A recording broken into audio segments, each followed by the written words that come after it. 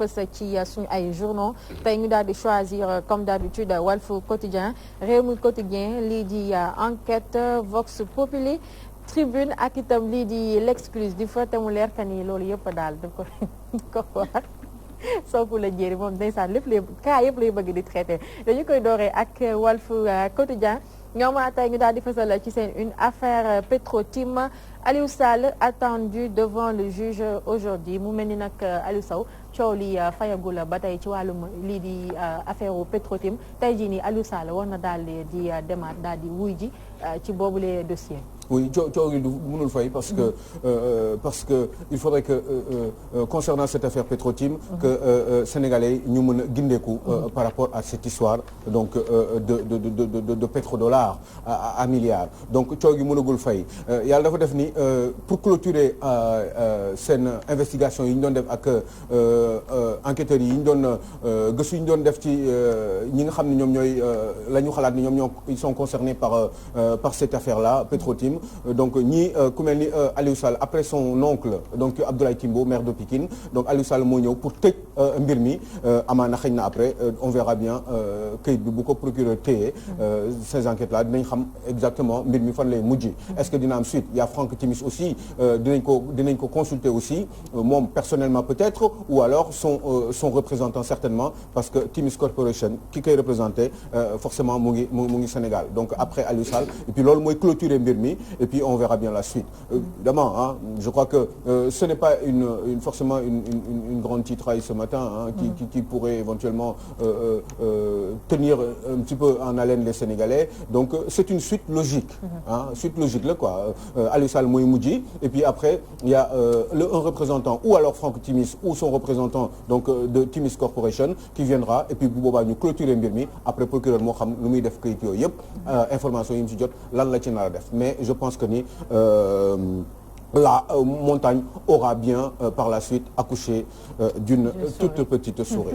waaw loolu la ñu bëri di yaakaar. parce que donc il y a pas grand-chose à dire. voilà parce que déjà coow li matul sax un mois bi yëf yi amee. ci la daal di fay jox ñu suñu 400000 ak yooyu noonu yëpp instant bi jéem na nit ñi fàtte nañ ko et tout donc amuñu yaakaar daal que ne tey jii nii dina am lu bees loo xamante ni dina. surtout amul benn trace sax surtout amul benn trace ci 250000 yooyu ñu waxoon waa BBC waxoon ni. dañ koy yónnee que. Franck Timis daf ko yónnee donc waa kër Aliou Sall au niveau de cette structure là société bi nga xam ne moom la dénkoon Abdoulaye Timbo muy Agritrans donc société boobu amuñu benn trace donte waa BBC expliqué nañ ñu ni Franck Timis bind na waa BP pour laaj leen $250,000 parce que dafa waroon jël xaalis boobu yóbbu ko yónnee ko waa Sénégal ñu soupçonné ni ci Aliou Sall la ko yóbbee la ko mujjee yónnee au niveau de Agritrans via Agritrans mais je pense que ni amul benn trace aussi parce que BBC ba tey génnewul benn trace boo xam ne mooy wane loolu donc foofu preuve amu fa je pense que ni comme ni ma ko waxee rek coow gi dégg nga maam mbir mi dina fay ci anam yi mu gën a gaawee et puis les Sénégalais vont passer à autre chose certainement parce que wax gi bari na mais ñun ba léegi gisuñu ay preuves malgré ñi fa jaar yëpp ay ñoom Abdou Mbaye ak kenn xamul ñëpp jaar nañ fa Clédor Sène mais pourtant waxuñu fa dara lu leer Mamadou Lamine Diallo qui est un petit peu expert en le domaine pardon j'allais dire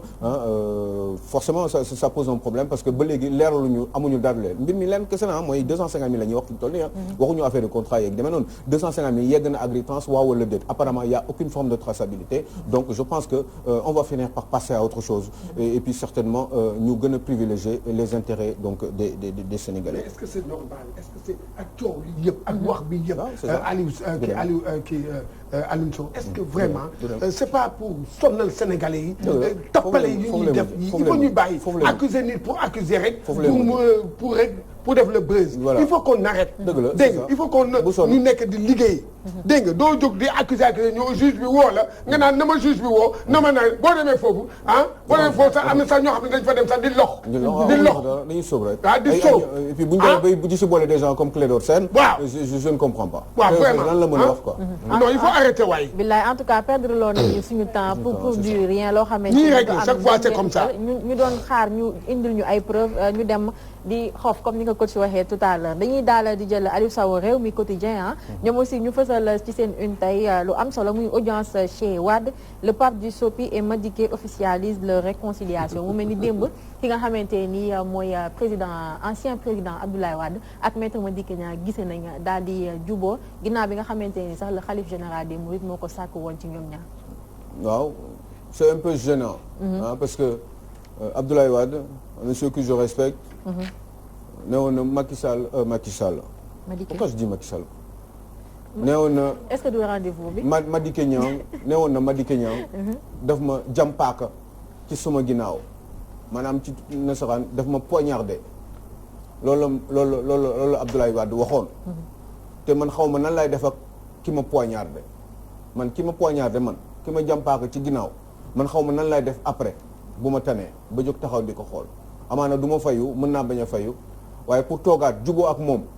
ba ci yox Sénégal yëpp teg ci seen bët nii ñu ne xaleef bi la ba di ko officialiser mënoon nañ juboo te coow bañ a jib parce que ndigalu xaleef bi la mënoon ngeen juboo te coow bañ a jib waaye juboo ba di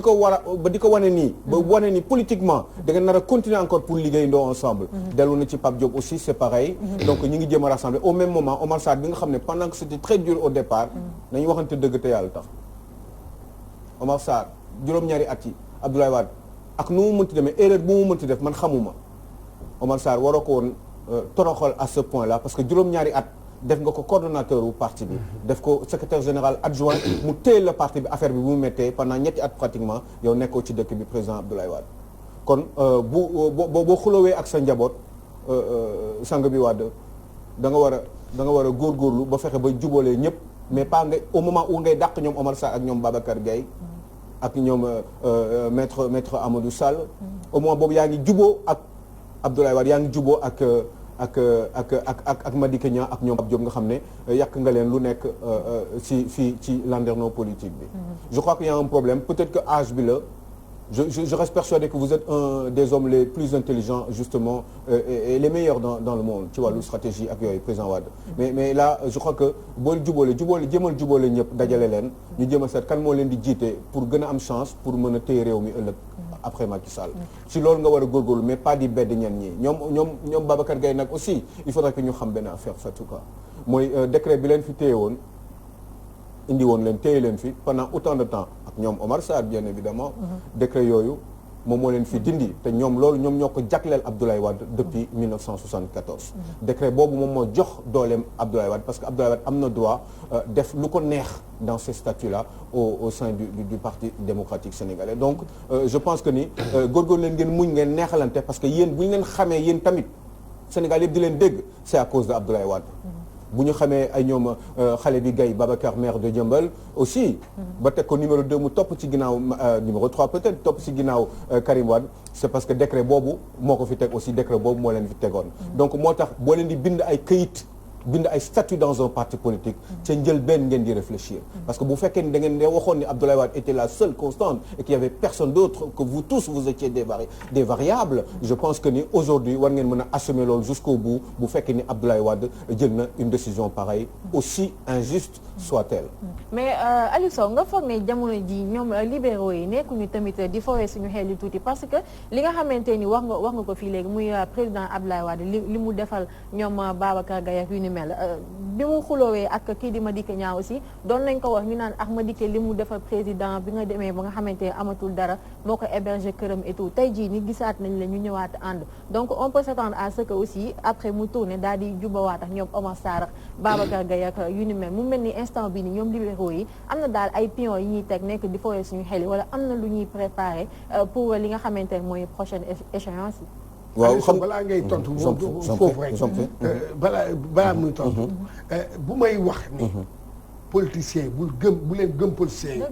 yi yu mel nii mooy tax bu may naan que dañuy tappale lu mel nii moo tax xam nga lu tax parce que en politique dañuy naan 1 plus 1 c'est pas égal 2 y a pas de logique tey jii maag Aliou Sow mën nañu ku feñante bu ëllëgee ñu ànd rien ne dit que échéance future yi di ñëw diw ak diw du ñu ànd affaire de intérêt personnel la. loolu kese la. bu ti xool bu la gis nga lii daal ay kii la gis nga ñoom seen jeu yooyu la. loolu moo tax yow mii nekk di leen di xool. boo ko gëmee da ngay am problème. bu leen gëm ay tappale la ñuy def ay lu nekk la ñuy def da ngay gis tey jii. kan moo la newoon que Madické ak kii ak coow li amoon yëpp. attends-toi ëllëg comme ni ko Aliou Sow waxee. Aliou Sow mu ngi wax. mais suba ki te dit que non gis nga bul écarter sax. suba nga gis Macky Sall ànd ak Sonko mën naa la ko wax. dëgg la non bul ko écarter. politique moo demee noonu. fii tax nga gën a mën a jox loolu sax. Cheikh Tidiane fii tax nga gën a mën a jox loolu mooy cette histoire des 2 milliards yi nga xam ne war nañ ko mën a jox chef de l'opposition bi. xam nga ni du Sonko lañ koy pareel. am na keneen kuñ koy pareel. 2 milliards yoo xam ne. wax dëgg yàlla ci Sénégalais la war a jóg ci yooyu la ñu war a waxtaan. xam nga moo tax des fois damay am un tout petit peu quand même c'est vrai que des problèmes avec certains journaux. parce que des fois dama naan ni si ñi ñu war a gëstu pour wax ci Sénégalais yi du yoon cette affaire des 2 milliards nan lañ ko war a distribuer ñoom ñu jox conseil sénégalais yi yedd leen wax leen ñu bañ li nga deal bi nga xam ne moom la gars yi bëgg a teg parce qu'il y a 2 milliards qu'on va être alloués au chef de l'opposition nan lañ ko nar a joxe est-ce que c'est pour qu'ils s'entretiennent entre eux et puis s'alterner donc régulièrement au pouvoir au détriment des intérêts des Sénégalais à un moment donné affaire bi ça doit s'arrêter mais gis nga Cheikh Diagne ñu mel nii ñu war a gën a waxal amaana xëy na sax petit déj yàlla fi yàgg téwéer parce que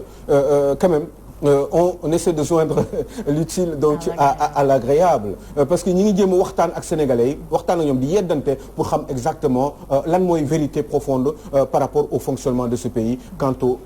à ces hommes politiques. Il y a beaucoup de problèmes ces hommes politiques là il faudrait que sénégalais yi commencent di changer comportement ak attitude ak gis-gis ci homme politique maanaam il faut que ñu indi ay nit ñu bees ñii ñëpp seen dajaloo yi ñu def yëpp c'est parce que dañu gëm ni ñu ngi tënk sénégalais yi ñu ngi leen téye et que lu leen neex mën nañ def entre ñoom mën nañ changer donc il faudrait que Cheikh Yane sénégalais yi à un moment donné ñu commencer di xalaatal seen bopp di réfléchir di ne même ñun léegi ñii mais xam nga aussi bon c'est très bien Babacar Gueye et Amadou Sall ils sont tous gentils ils ont servi la République mais à un moment donné mais et les autres qui débarquent xoolal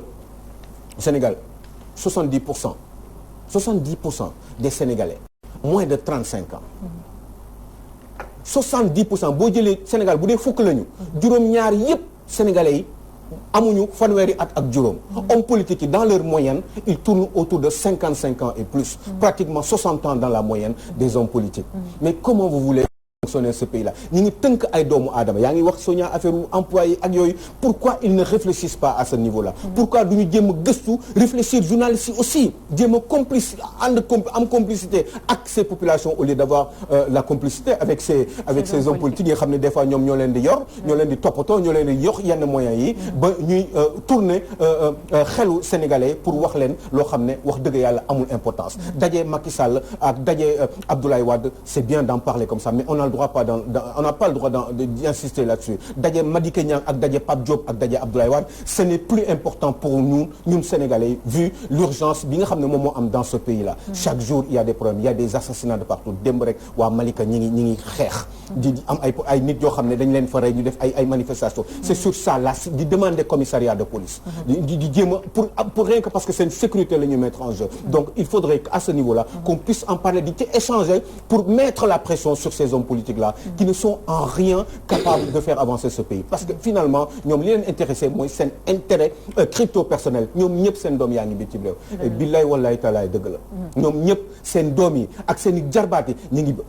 doomu député sax day am passeport diplomatique est-ce que vous le savez chers Sénégalais loolu bëgg naa ñu waxtaan ci parce que doomu député warul am passeport diplomatique député war na mën a ànd ak jabaram dem def benn liggéey jabar ji accompagner ko c'est tout à fait normal du point de vue sax ergonomique loolu je suis tout à fait d'accord kooku ressources humaines sax daka laaj ndax jàmmam ndax mu mën a liggéey bi non mën a gëstu waaye ay say doom yoo xam ne ñoom ñëpp seen doom yi xam nga fu ñuy mujjee bu ñu amee passeport diplomatique ñoom ñëpp après dañu avant ñu leen di dàq wala avant ñuy perdre seen mandat député ñoom ñëpp seen doom yi yóbbu nañ leen États-Unis ñu toog fa waaw léegi loolu ñun yéen ñi fi nekk yéen doomu sénégalais est-ce que yaa ngeen bàyyi xel ci loolu doomu député par exemple warul am passeport diplomatique bu waree voyager ak baayam ñu jox ko benn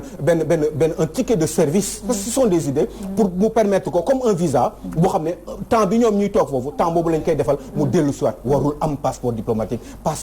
diplomatique comme son nom l'indique ce n'est pas normal tout ça il faudrait qu'on y réfléchisse ñu ci war te journaliste yi ñu ciy waxtaan ak ñoom xam nga nañ ciy waxtaan quoi di ko bind da leen ko bind quoi sama gars yi xam naa ne nag des fois day poser problème parce que da ngeen di soxla xaalis aussi askan bi li nga am habitude di wax rek l'heure est aux urgences nañu dugg ci jafe-jafe askan bi sopp la ñu ngi lay daal di jaajëfal on n'aura pas le temps de wax ci yeneen sujets yi mais dans la semaine incha allah dinañ wax ci lépp incha allah ñu ngi koy jaajëfal di ko jox rendez-vous demain matin ci yeneen i actualité léegi-léegi ñu daal di jàll ci rubrique people Baya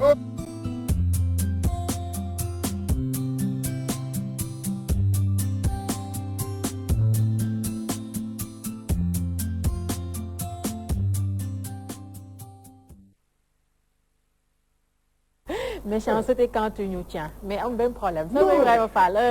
non attends. bu jël temps wu Salma. day Salma daa war a people. non attends. mais li muy wax info la quand même. ah info la d'accord say people tey doo ko yeggali. attends mais ma wax la parce que man xam nga du ma jaaxal. waaw mooy que saa yu nekk Aliou Sow bu ñëwee. moom daal fàkka lay wax. mais Aliou Sow li mu gis la wax dëkk bi Aliou Sow li mu gis la wax quand même. yow lundi yi fii day tàkk. day tàkk waaw day tàkk fii day tàkk. deuxième partie la wax deuxième partie lay tàkk. wax gi moo yëg rek. deuxième partie la fii di tàkk. waa léegi man est-ce que doo bàyyi tam. waaw bu dee dëgg la te mu ngi noonu acca ñu bàyyi ko. info la loolu li ngay wax tam farata la. people la voilà. léegi Salma tey ngaa people. waa Aliou Sow. ñu jàppale ko. am na solo. taxawam beneen li ngeen di def c'est pas sérieux bàyyi ngeen may bàyyi ba people. voilà léegi liggéey. voilà donc dañuy daal di nag présenter les actualités phares du people gannaaw nag bañ ko jukkee ci internet bi. ci loolee nag.